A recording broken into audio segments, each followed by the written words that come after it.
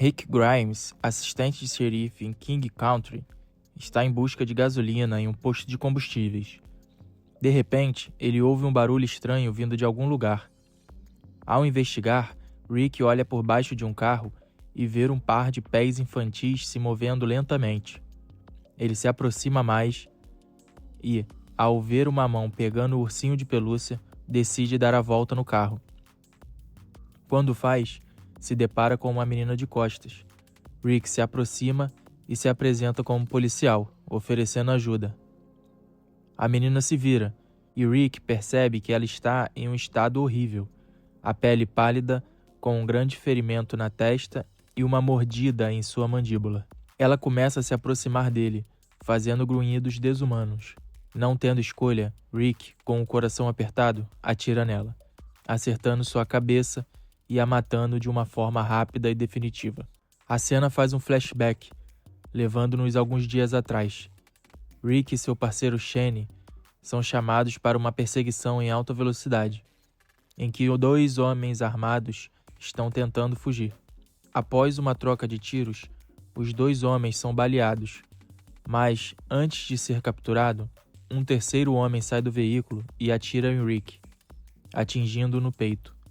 Rick cai gravemente ferido e, após isso, entra em coma. Ele permanece inconsciente por um longo período e acorda em um hospital abandonado, completamente desorientado. Ele sai da cama e começa a explorar o hospital, onde encontra um cenário horrível. Vários corpos estão amontoados em uma sala trancada e muitos outros estão guardados em sacos plásticos. O terror aumenta quando Rick encontra um parque nas proximidades e se depara com uma zumbi em estado avançado de decomposição, sem nada abaixo da cintura, com ossos e órgãos expostos. Desesperado para encontrar sua família, Rick pega uma bicicleta e segue até sua casa. Ao chegar lá, ele não encontra ninguém e se senta na porta, desolado. Nesse momento, ele é surpreendido por um garoto, que com uma pá o acerta na cabeça, confundindo-o com um zumbi. Rick cai e, quando acorda, se encontra amarrado em uma cama. O homem que o salvou, Morgan Jones, o examina, procurando sinais de mordidas ou febre. Os sintomas típicos de quem está se transformando em um morto-vivo. Ao perceber que Rick não apresenta uma ameaça, Morgan decide soltá-lo e começa a explicar a ele o que aconteceu no mundo, revelando o apocalipse zumbi. Rick, ainda atordoado, conta a Morgan que sua família desapareceu, mas acredita que estão vivos. Morgan e seu filho, Duane, acreditam que a família de Rick pode ter ido para Atlanta, onde o Centro de Controle de Prevenção de Doenças estabeleceu uma zona de quarentena para sobreviventes. Rick, então, decide partir em busca de sua família. Na delegacia de King Country, Rick, Morgan e Duane ativam um gerador de emergências e se banham, se preparando para continuar a jornada. Enquanto estão no local, Rick dá um rifle para Morgan e lhe entrega um walkie-talkie, permitindo que ele o sintonize todas as manhãs. Antes de sair, Rick encontra um antigo colega de trabalho, o policial Leon Basset, agora transformado em um zumbi. Ele não hesita e mata o zumbi de maneira impetuosa. Mais tarde, Morgan, em cima de sua casa, em um momento de desespero, começa a atirar em vários zumbis. O barulho atrai uma horda, incluindo sua esposa Jenny, transformada em morta-viva.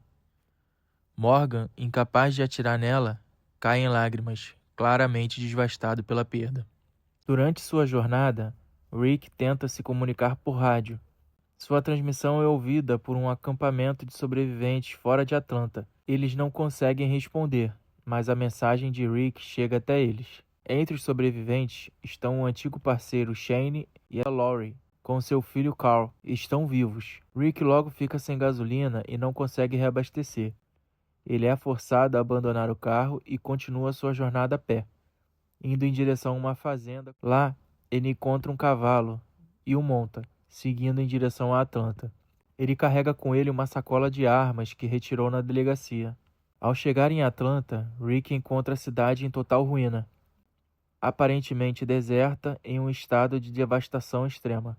Ele explora a cidade montado no cavalo e encontra um bloqueio militar abandonado. Nesse momento, Rick ouve o som de um helicóptero e tenta segui-lo, mas acaba indo em direção a uma horda de zumbis. O cavalo é atacado e derrubado pelos zumbis. Rick, desesperado, tenta escapar, mas é cercado. Ele tenta se suicidar, colocando o revólver na cabeça. Mas antes de fazer o disparo, vê uma escotilha aberta sob um tanque de guerra e decide entrar. Os zumbis cercam o tanque, mas Rick consegue se trancar dentro. Depois de matar um soldado morto-vivo, Rick, agora a salvo, escuta uma voz sarcástica pelo rádio, perguntando se ele está confortável dentro do tanque. O suspense aumenta, deixando a dúvida sobre quem está por trás daquela voz misteriosa. Laurie pede para Cal não se afastar e ficar sempre no campo de visão de Dale. Depois disso, ela segue para a floresta sozinha, mas algo estranho acontece. Ela começa a ouvir barulhos suspeitos e, de repente, uma mão tapa sua boca. Por um momento, parece que Laurie está em perigo, mas logo fica claro de quem é a mão. Era de Shane. Ele a segura firme e a deita no chão. Os dois começam a tirar suas roupas e, nesse momento, Laurie percebe que ainda carrega um objeto pessoal de Rick. Com um pouco de hesitação, ela o tira. Logo em seguida, os dois se entregam ao momento e começam a ter uma relação intensa. Enquanto isso, Rick Grimes está em uma situação desesperadora, preso dentro de um tanque de bloqueio militar abandonado, no meio de uma Atlanta devastada e cercado por uma horda de zumbis. Mas, por sorte, ele recebe a ajuda de Glenn, um jovem sobrevivente esperto e ágil. Rick consegue escapar do tanque e correr para uma loja de departamentos, onde outros sobreviventes estão escondidos. Lá ele encontra Andrea, Morales, Jack e T-Dog. O problema é que Rick e Glenn acabam atraindo a atenção dos zumbis para a loja. Agora todo o grupo está em risco. Mas o perigo dentro da loja também é grande. No telhado do prédio, Merrill Dixon, um homem agressivo e racista, atira nos zumbis, chamando ainda mais atenção para o local. Não satisfeito, ele tenta assumir o controle do grupo, atacando T-Dog, apenas por ele ser negro.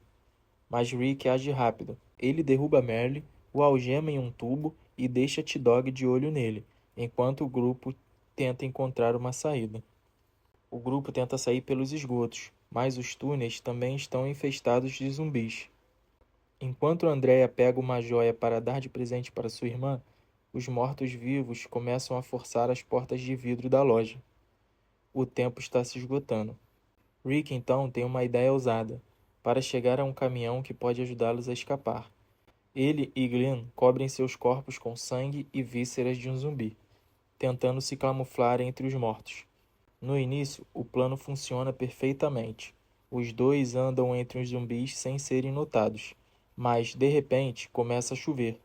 A chuva lava parte do sangue que estava mascarando o cheiro deles, e os zumbis começam a perceber que há humanos ali. O disfarce foi por água abaixo. Agora, sem outra opção, Rick e Glenn correm para o canteiro de obras. Eles escalam uma cerca enquanto os mortos os perseguem. No último segundo, Rick consegue chegar ao caminhão e ligá-lo. Glenn, por sua vez, encontra um Dodge Challenger vermelho e faz o alarme disparar e sai em alta velocidade, atraindo os zumbis para longe da loja. Na pressa de fugir, T-Dog tropeça e derruba a chave das algemas de Merle. A chave cai direto em um ralo, deixando Merle preso no telhado.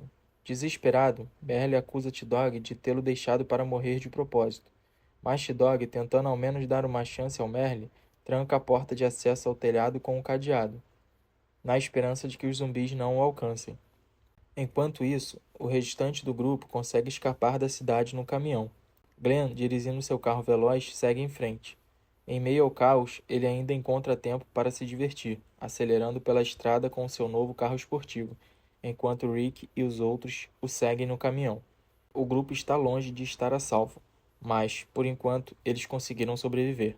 Ainda algemado no topo da loja de departamentos em Atlanta, Merle começa a delirar. Sozinho e desesperado, ele murmura para si mesmo enquanto tenta encontrar uma maneira de escapar. Quando os caminhantes se aproximam da porta, o pânico toma conta. Ele vê a caixa de ferramentas deixada por Dali. e num último esforço, tenta puxá-la com o cinto. Enquanto isso, Morales e o grupo voltam para o acampamento. Durante o trajeto, ele confessa a Rick que se sente mal por terem deixado Merle para trás, ainda que poucos se importem com ele, exceto, talvez, seu irmão, Daryl Dickinson. No acampamento, Lori corta o cabelo de Cal, enquanto Shane promete ensinar o garoto a caçar rãs. O clima tranquilo é quebrado pela chegada repentina de Glenn, que retorna de Atlanta. Sua entrada chamativa incomoda Dee e Shane, que reclamam que ele pode ter chamado atenção para a localização do grupo. A van trazendo os sobreviventes chega logo depois. O reencontro entre Andrea e Amy é emocionante, assim como o de Morales com sua família. Lori, ao ver Glenn, abraça Cal, ainda sem saber que uma grande surpresa a espera. É então que Rick desce da van, emocionado, e ao ver Lori e Cal, corre até eles. O reencontro da família é marcado por lágrimas e um abraço apertado, deixando todos ao redor impactados, especialmente Shane. Mais tarde, ao redor da fogueira, Rick compartilha sua experiência de solidão e confusão após acordar no hospital. Lori explica que os médicos prometeram transferi-lo para Atlanta, mas isso nunca aconteceu. Com o tempo, ela aceitou que ele havia morrido. Rick compreende e agradece a Shane por ter protegido sua família. Enquanto isso, Ed Pelletier alimenta sua fogueira, ignorando os avisos de Shane sobre o perigo de um fogo muito alto. Irritado, Shane ordena que Ed apague as chamas, mas ele se recusa, tratando sua esposa Carol com desprezo. Dali questiona Rick sobre como contar a Daryl sobre Merle. Sentindo-se responsável, Rick decide que ele mesmo dará a notícia, acompanhado de T-Dog, que ainda se culpa por ter perdido a chave das algemas. T-Dog revela que, antes de fugir, garantiu que as portas estivessem trancadas, então Merle pode estar vivo. Na barraca, Rick observa Cal dormindo e depois se deita ao lado de Lori. Eles refletem sobre os erros do passado e a segunda chance que o destino lhes concedeu. Lori devolve a aliança de Rick, e os dois se reconectam intimamente. Do lado de fora, Shane, do alto do trailer, vigia a barraca, claramente abalado. Na manhã seguinte, Rick encontra roupas limpas e vê Carol lavando seu antigo uniforme. Perto dali, Glenn reclama que seu carro está sendo desmontado, mas Rick o tranquiliza, dizendo que podem conseguir outro depois. Lori se choca ao ouvir que Rick planeja voltar para buscar Merle, mas antes que possam discutir, são interrompidos pelos gritos de Cal. Cal está bem, mas o grupo encontra um zumbi devorando um servo cravado de flechas. Eles o atacam violentamente até que Dali o decapita com um machado. Ele alerta que nunca viram caminhantes ali antes, sugerindo que eles podem estar migrando por falta de comida na cidade. É nesse momento que Daryl sai da floresta e lamenta a perda do servo que caçava. Ao ver que a cabeça do zumbi ainda se move, ele dispara outra flecha e segue para o acampamento, ansioso para encontrar Merle. A notícia de que Merle foi deixado para trás gera revolta em Daryl. Furioso, ele saca uma faca, mas Rick e Shane o desarmam rapidamente. Rick explica que Merle foi deixado algemado, mas a porta foi trancada antes de partirem, então há esperança de encontrá-lo vivo. Vestindo novamente seu uniforme de policial, Rick se prepara para voltar a Atlanta. Shane o alerta sobre o risco, mas Rick argumenta que precisam das armas que deixou na cidade. Além disso, ele precisa recuperar seu walkie-talkie para avisar Morgan que Atlanta não é segura. Com a ajuda de Daryl, Glenn e T-Dog, Rick parte para a perigosa missão, prometendo a Cal que voltará. No acampamento, Lori se preocupa, mas Cal acredita que nada pode matar seu pai. Enquanto isso, Rick e seu grupo chegam a Atlanta. Eles estacionam e entram discretamente na cidade. Enquanto isso, no acampamento, Lori percebe a ausência de Cal e Dali avisa que ele está no lago com Shane. Lá, Shane e Cal tentam pegar Hans, e Shane acaba caindo na água, fazendo o garoto rir.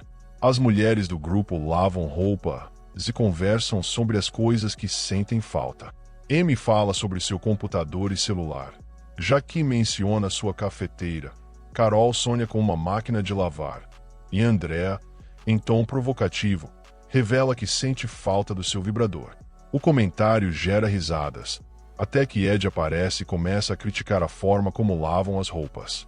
Andrea, irritada, o confronta, mas ele responde com ameaças e agressividade, chegando a bater em Carol.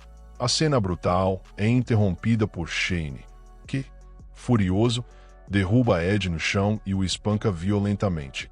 As mulheres assistem horrorizadas, enquanto Carol tenta intervir. Shane avisa que, se Ed tocar em sua esposa ou em qualquer outra pessoa do grupo novamente, ele não terá piedade da próxima vez. Em Atlanta, Rick e os outros finalmente chegam ao telhado onde Merle foi deixado. O que encontram, porém, é aterrorizante. Algemas vazias, ferramentas espalhadas e, ao lado delas, a mão decepada de Merle. Daryl, desesperado, grita pelo irmão, sem saber se ele sobreviveu ou não.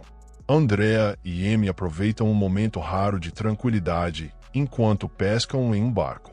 As irmãs relembram o passado, destacando a diferença de 12 anos entre elas e compartilham a esperança de que a Flórida, onde seus pais moram, possa ter escapado dos piores impactos do apocalipse zumbi. Enquanto isso, Rick, Daryl, Glenn e T-Dog retornam ao centro de Atlanta em busca da bolsa de armas de Rick e de Merle, que ficou algemado no telhado da loja de departamentos. A culpa pesa sobre Rick e T-Dog por terem deixado Merle para trás. No entanto, ao chegarem lá, encontram apenas a mão decepada de Merle, um serrote e um rastro de sangue. Daryl, furioso, pega a mão do irmão e, tomado pela raiva, ameaça T-Dog com sua besta.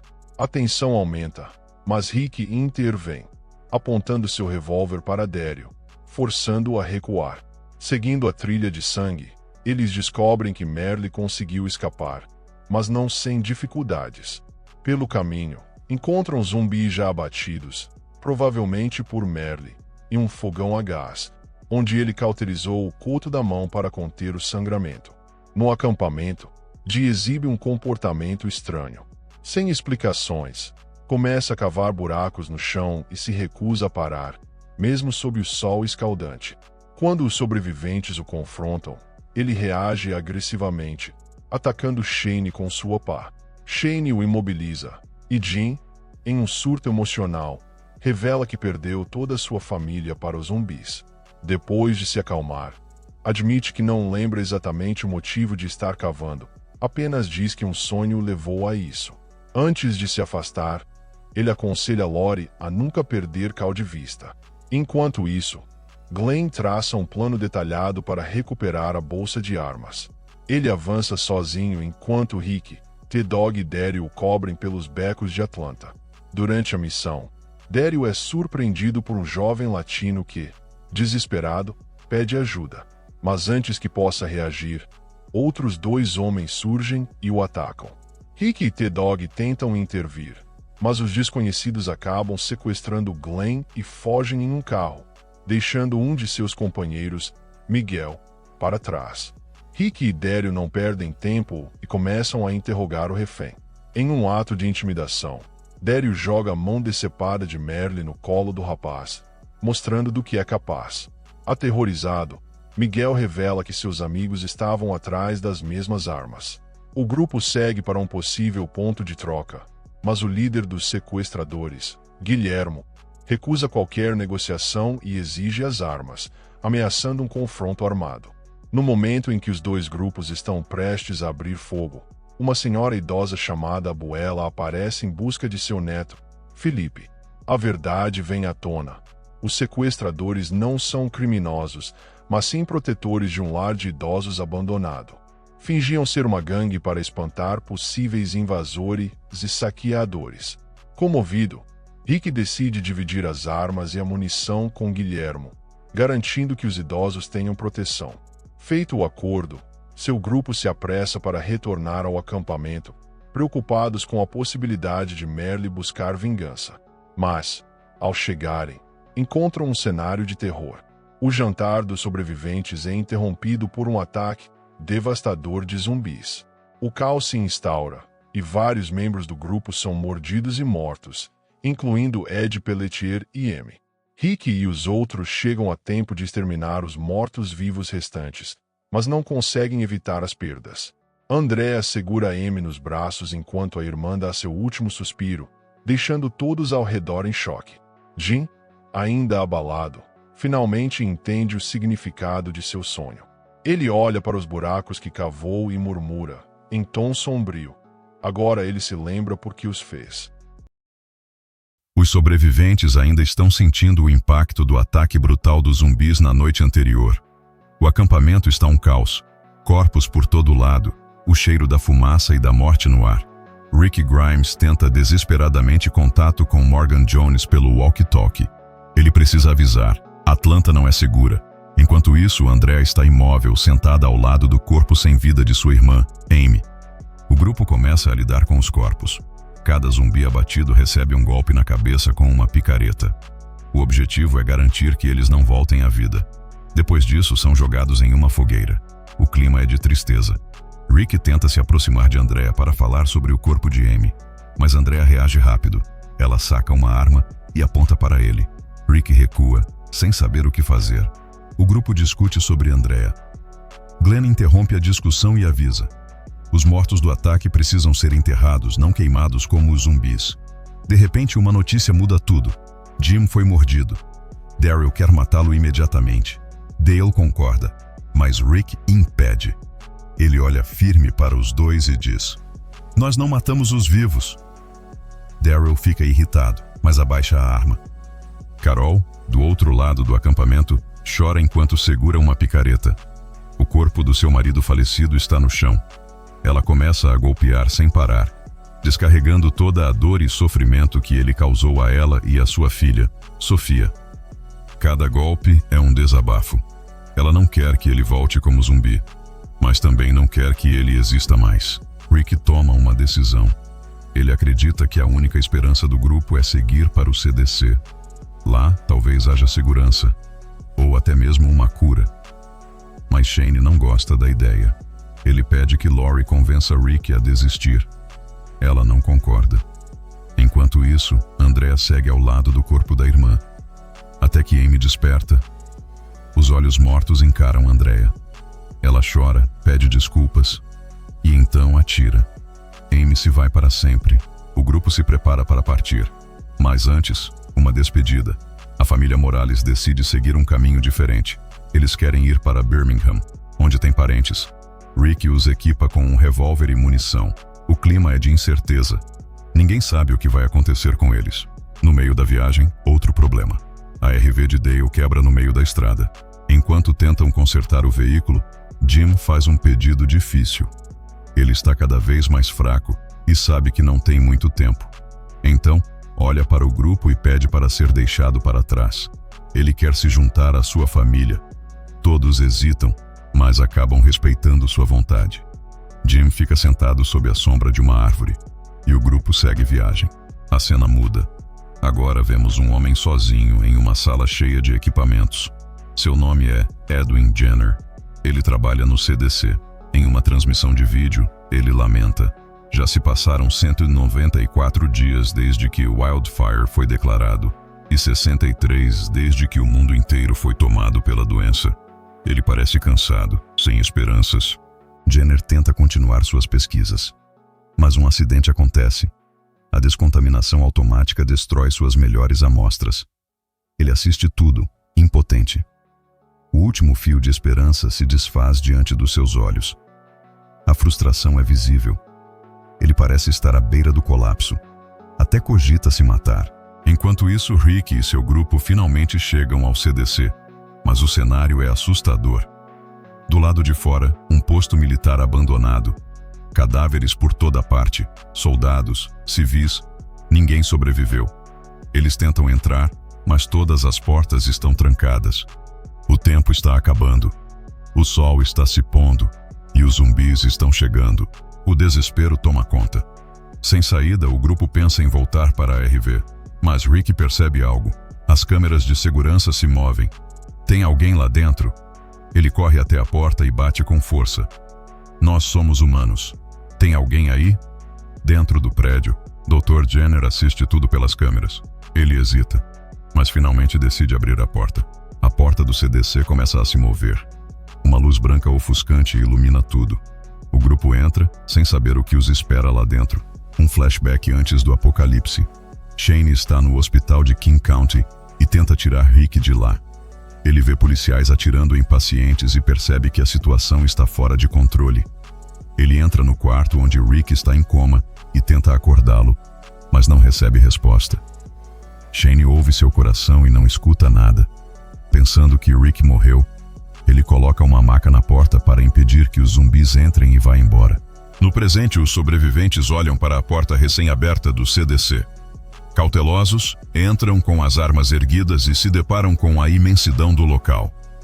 Edwin Jenner aparece com uma arma e avisa que, se quiserem entrar, precisam levar tudo agora. Depois que todos pegam as sacolas, Jenner fecha a porta e revela que não se abrirá novamente. Os sobreviventes perguntam sobre uma voz feminina no local. Jenner diz que é Vi, um programa de computador. Jenner informa que, para ficarem no CDC, precisam fazer um exame de sangue. Todos aceitam. Depois, entram em um elevador especial que os leva ao subsolo. Rick agradece ao homem, que se apresenta como Edwin Jenner, cientista do CDC. Ele explica que estão na Zona 5. Ao chegarem, Andrea passa mal, já que avisa que todos estão há 2 dias sem comer. Para compensar, Jenner organiza um banquete com comida farta e vinho. O jantar traz um clima de esperança. Pela primeira vez, os sobreviventes relaxam. Dale oferece vinho a Carl e Lori não gosta da ideia. Rick a convence. Carl prova e diz: tem um gosto ruim. A conversa flui até que Shane questiona Jenner sobre estar sozinho. O cientista revela que, após a queda dos militares, houve suicídios em massa. Ele foi o único que ficou. O silêncio toma conta. Glenn, tentando aliviar o clima, brinca e chama Shane de estraga-prazeres. Jenner mostra o CDC. A água quente, quartos e uma sala de recreação para Carl e Sofia, mas sem videogames para evitar desperdício de energia. Após o banho, Andrea passa mal e vomita. Dale a conforta, mas ela desabafa. O mundo acabou. Enquanto isso, Rick, bêbado, vai até Jenner e confessa que sente que todos estão condenados. Jenner tenta animá-lo e garante que os exames de sangue não mostraram nada em comum. Mas Rick não parece convencido. Carl e Sofia brincam na sala de recreação sob o olhar de Carol.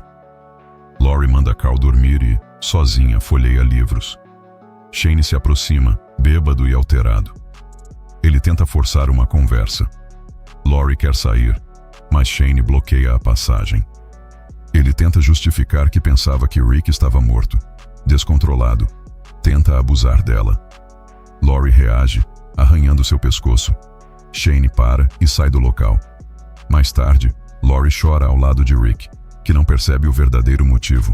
Pela manhã, todos tomam café. Rick e T-Dog notam os arranhões no pescoço de Shane.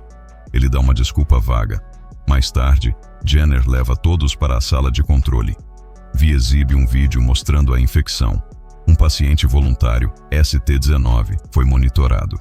Jenner explica que o vírus mata e reanima o cérebro em minutos ou horas. Ele também diz que cientistas franceses quase acharam uma cura, mas perderam contato. Todos descobrem que o mundo inteiro está infectado. Dale percebe um contador na tela e pergunta o que acontece quando chegar a 0. Jenner explica que os geradores do CDC vão parar. Rick questiona o que acontece depois, mas Jenner não responde. Investigando o porão, Shane, Glenn e T-Dog descobrem que os geradores estão quase sem combustível. De repente, a energia começa a falhar. O ar-condicionado desliga. As luzes piscam. Assustados, todos se reúnem na sala principal, exigindo respostas de Jenner.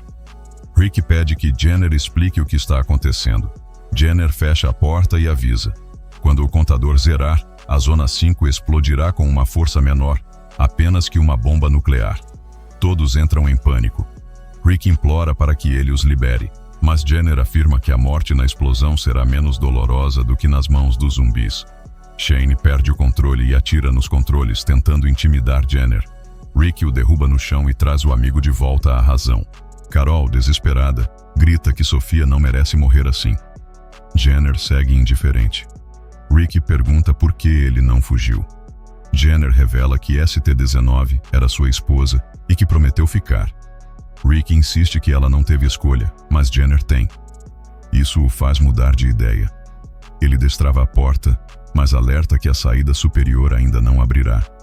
Jack decide ficar com Jenner. Andrea também, mas Dale se recusa a sair sem ela.